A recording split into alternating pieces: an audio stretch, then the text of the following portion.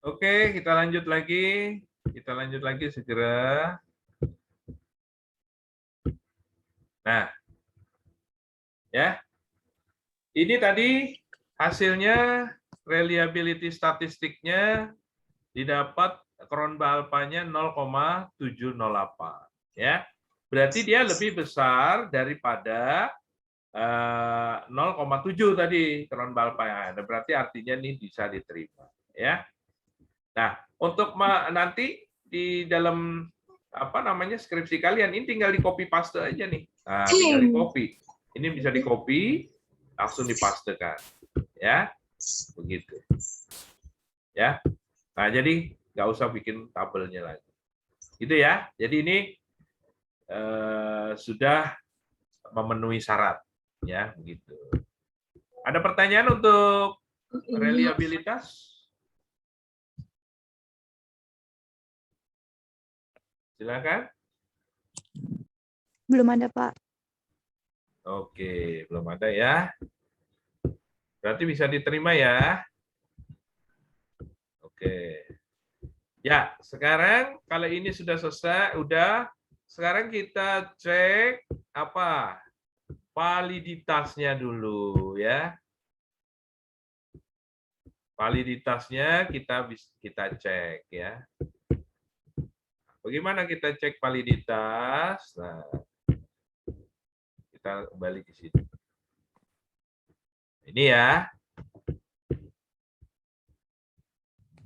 Nah, ini jadi sekarang kita masuk ke validitasnya. Untuk validitas ya, ada dua cara gitu ya. Bisa menggunakan cara pertama ini yaitu apa ini? Mengukur validitas melakukan korelasi antar skor butir pertanyaan dengan total skor konstruk atau variabel. Nah, uji signifikansi dengan membandingkan R hitung dengan R tabel. Nah, ya, R tabelnya bisa kalian searching di Google atau nanti saya bisa kirim juga ke kalian gitu ya. Nah, jadi nanti membandingkan antara R hitung dengan R tabel. Dengan kita hitungnya dengan degree of freedom atau DF, derajat kebebasan. Ya, di mana DF itu N dikurang 2. Apa N-nya itu?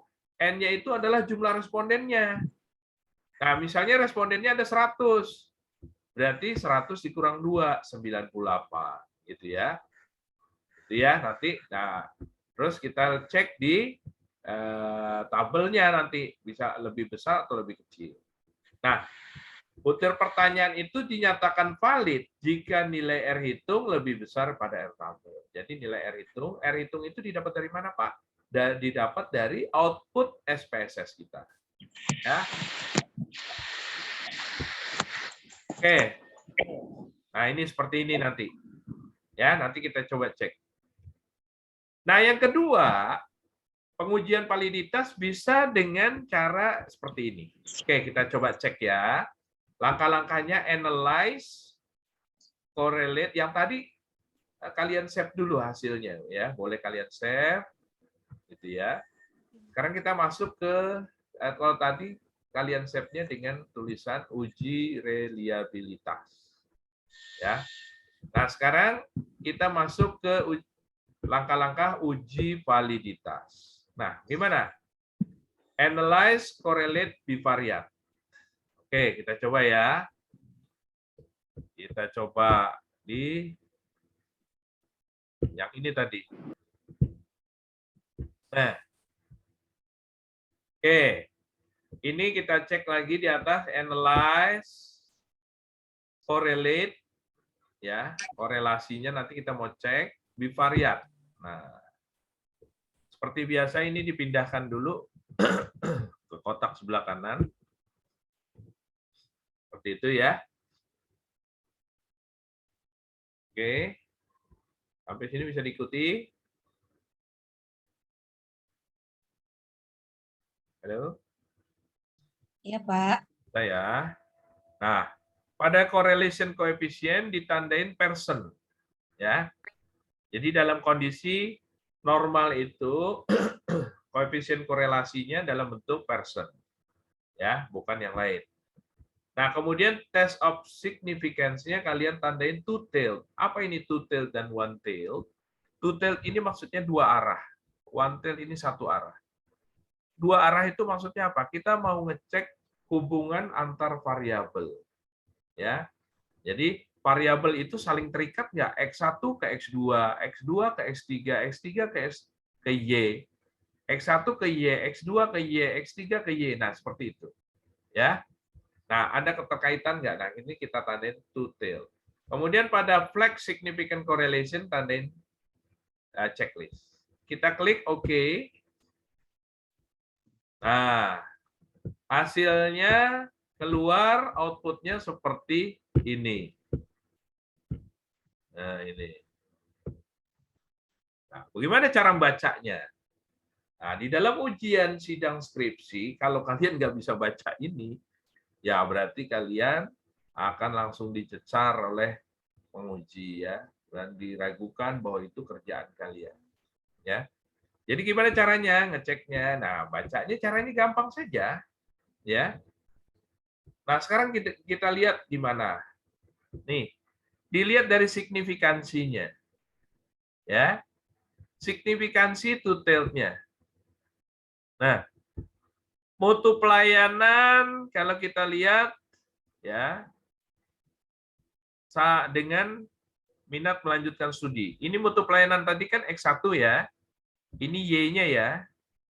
Oke ya, ini Y-nya. Nah, kita lihat di sini. Di signifikansinya 0,070. Nah, lebih besar atau lebih kecil daripada 0,05? Tadi standarnya katanya harus bagaimana? Nih, kita kembali ke PowerPoint-nya. Mana standarnya? Nih, standarnya. Signifikansi lebih kecil atau sama dengan 0,05, masing-masing indikator pertanyaan dinyatakan valid. Nah, gitu ya. Kalau dia lebih kecil atau sama dengan, berarti 0,05 ke bawah. Ya, itu dinyatakan valid. Ya, kalau 0,05 ke atas, di atas 0,05, 0,06 dan sebagainya gitu ya. Atau 0,056 gitu aja sudah di atas 0,05. Itu berarti tidak valid. Nah, di bawah atau sama dengan. Jadi patokannya 0,05 ke bawah. Nah, sekarang kita lihat. Kembali ke hasil kita tadi. Di output SPSS-nya. Nih, mutu pelayanan, yang dilihat signifikansinya. 0,070. 0,07 dengan 0,05 lebih besar mana? 0,07. Iya, berarti ini tidak valid. Nah, gitu. Berarti mutu pelayanan tidak mempengaruhi minat melanjutkan studi. Gitu ya. Nah, ini nggak valid. Sekarang citra merek. Citra merek variabel kedua nih, variabel X kedua. Dengan minat melanjutkan studi, lihat signifikansinya 0,016. 0,016 sama 0,05, mana yang lebih besar atau lebih kecil? 0,05, Pak. 0,05 lebih kecil daripada 0,016. Ayo. 0,016 loh ini. Lebih besar. Berarti lebih kecil. 0,016. Kalau dibuletin, satunya ini jadi 2 kan? 0,02 kan berarti ya? Iya nggak? Iya, Pak. Nah, 0,02. Lebih kecil daripada 0,05 kan? Iya, Pak. Nah, berarti valid. Tadi kan dibilang lebih kecil atau sama dengan 0,05, berarti valid. 0,05 ke bawah. Nah, berarti benar citra merek mempengaruhi minat melanjutkan studi. Gitu. Kemudian variabel X3-nya, word of mouth. Ya, communication dari mulut ke mulut, ini komunikasi mulut ke mulut atau promosi dari mulut ke mulut. Signifikansinya dengan minat melanjutkan studi 0,000. Lebih kecil atau lebih besar daripada 0,05? Lebih kecil. Lebih kecil, berarti ini juga valid. Berarti benar minat melanjutkan studi itu dari omongan orang-orang ya, dari mulut ke mulut. Nah, betul ya, hasilnya 0,00. Gitu. Nah, kalau ini enggak, ini kan ini sama ini Y dua-dua.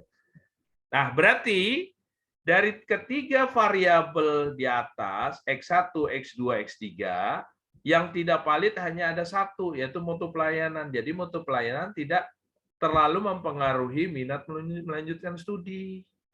Tapi yang minat melanjutkan studi dipengaruhi oleh citra merek sama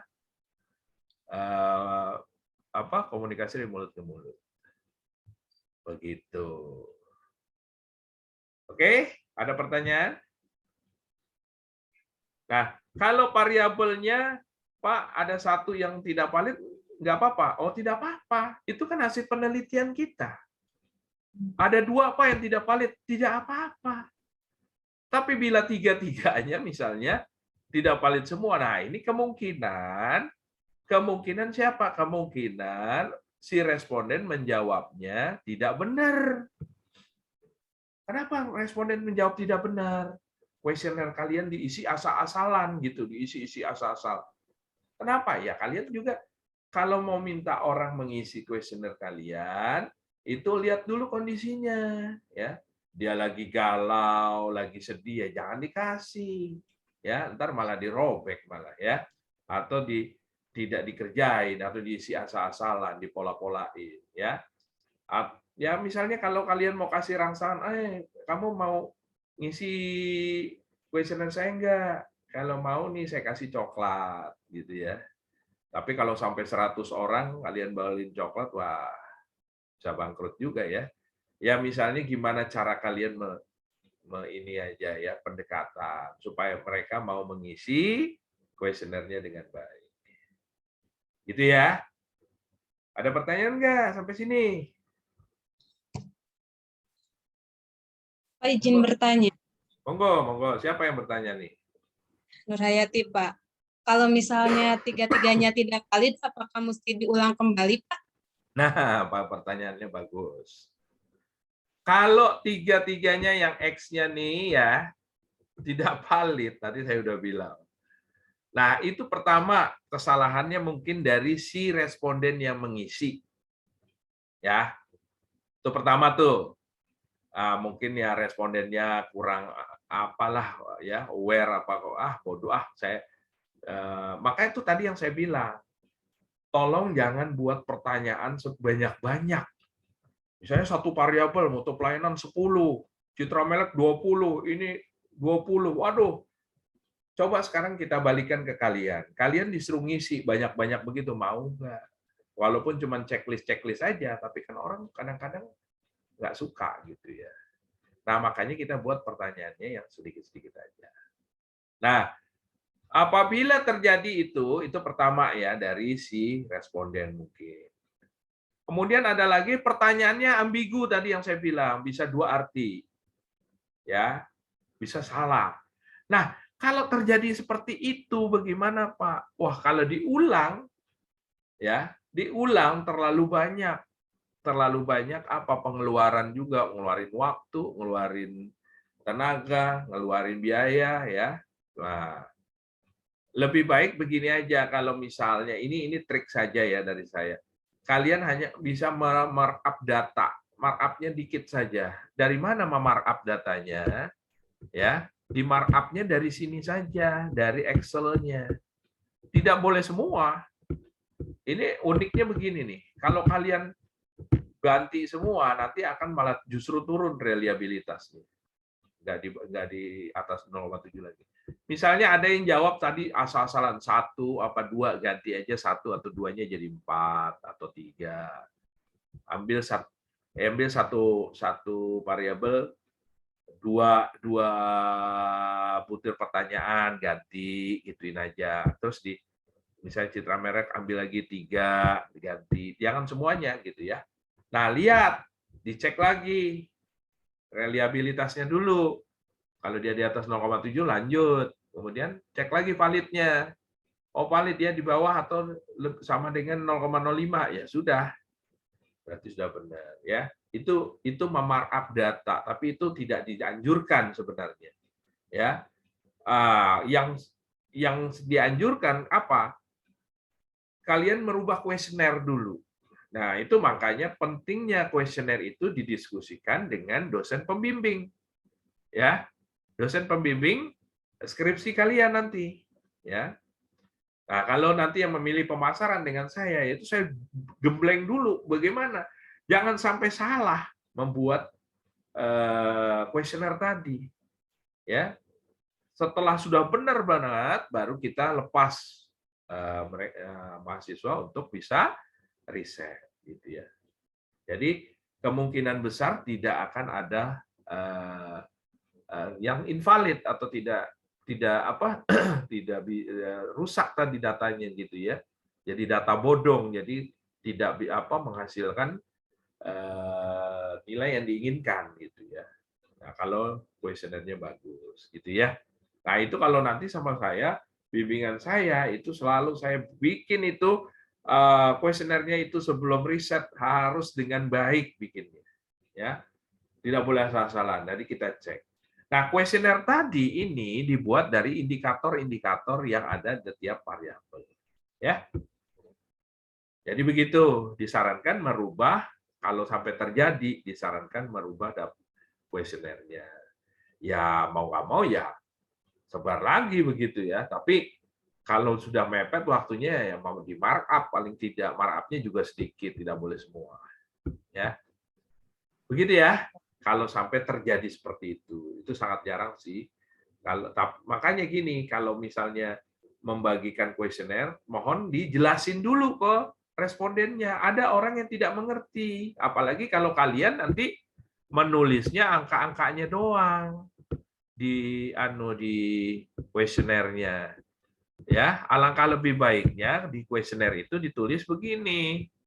Ya, sangat setuju, ragu-ragu, jangan 5, 4, 3, 2, 1. Tidak dikasih keterangan. Nah, dia kan bingung, apa ini? Gitu ya. Oke, ada pertanyaan lain? Pak, ini di-upload ke YouTube nggak, Pak? Halo? Ya, gimana?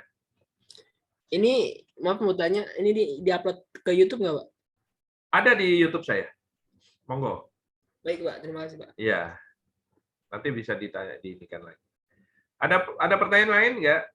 Sampai uji validitas dan reliabilitas ini sudah paham dari mulai kita mengisi kuesioner, rekap kuesioner ke Excel, kemudian memindahkan datanya ke SPSS, dan melihat outputnya.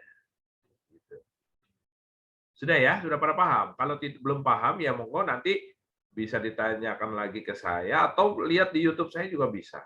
Ya, ini juga nanti saya upload juga. Ya, ini saya upload juga ini. Silakan, kalau tidak ada pertanyaan lagi,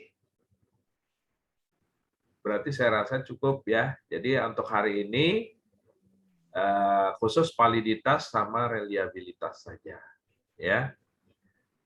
Minggu depan kita masuk ke normalitas, multikolinearitas. Kemudian pertemuan ke-15 heteroskedastisitas sampai uji hipotesis, uji T, uji F, dan kesimpulan. Ya, nah selesai berarti kan, 16-nya kan UAS. Berarti nanti bisa untuk melaksanakan skripsi seperti itu. Sekarang skripsi itu bisa kalian tempuh di semester 7 apabila kalian sudah mendapatkan SKS yang mencukupi 114 kalau nggak salah ya. Itu ya. Kalau sudah bagus, tidak ada yang mengulang di semester 7 sambil kuliah, sambil bisa mengikuti bimbingan skripsi. Itu nanti berdasarkan IP-nya juga ya. Jadi tolong kalau masih belum jelas, nanti kita bisa lebih lanjut saya jelaskan lagi ya. Saya tadinya pengennya mau offline di kampus begitu, tapi belum boleh nih. Ya, tapi next time ada pelatihan lagi nanti saya berikan gitu ya. Atau bisa dilihat di YouTube saya. Oke, gitu aja. Ya, lebih kurangnya saya mohon maaf ya. Terima kasih. atas partisipasi kalian mengikuti ini. Coba nanti bisa diisi-isi kembali ya. Sambil latihan kembali seperti itu. Dan hari ini tidak ada penugasan. Makasih.